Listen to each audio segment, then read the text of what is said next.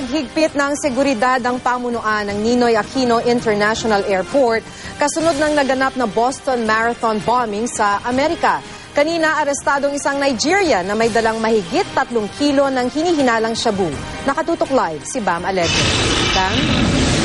Matapos ang nangyaring pambobomba sa Boston Marathon sa Massachusetts, Amerika, mas pinaigting ang seguridad sa mga paliparan sa Pilipinas, partikular na rito sa NAIA Terminal 1. Masinsin ang pagtiyak sa seguridad ng mga pasahero sa NAIA Terminal 1. Bunsod yan ng malagim na pambobomba sa Boston, Massachusetts sa Amerika.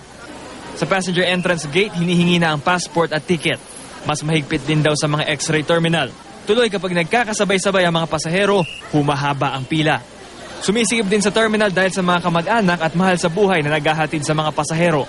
Ang mga nakausap nating pulis, mas alisto. Meron ding umiikot na bomb-sniffing dog. Inabisuhan na ang mga security personnel na maging mapagmatsyag sa anumang kahina-hinalang kilos sa paliparan. Meron pa advice sa amin na talagang mag-iigpit kami ngayon. Magaan yung mga dapat bantayan? Attended baggage. Kailangan bantayan ng maigi yun. Kaya i-report agad. Mas mahigpit ngayon kasi dati wala namang ganito rito ngayon. Mahigpit po ba ngayon? Parang medyo, ewan ko, parang magulo. Lagi naman talagang mahigpit eh. Talaga kailangan yun eh. Pero mainit ba ulo niya pag mahaba pila o okay lang? Hindi naman. Mainit yung panahon. Dahil sa mahigpit na seguridad, isang Nigerian national na kararating lang ng bansa buhat sa Egypt ang nasabat ng mga otoridad dahil sa tangka umanong pagpuslit ng shabu. Sa inisyal na impormasyon, sinasabing nakuha raw kay Michael Owaborode ang mahigit 3 kilo ng shabu na nagkakahalaga ng 15 million pesos. Nasa pangangalaga na ng PIDEA ang Nigerian national.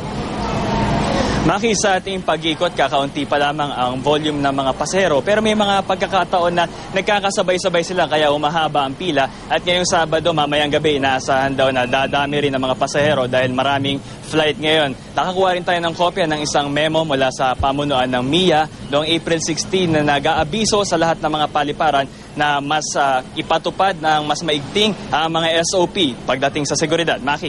Maraming salamat, Bam Alegre.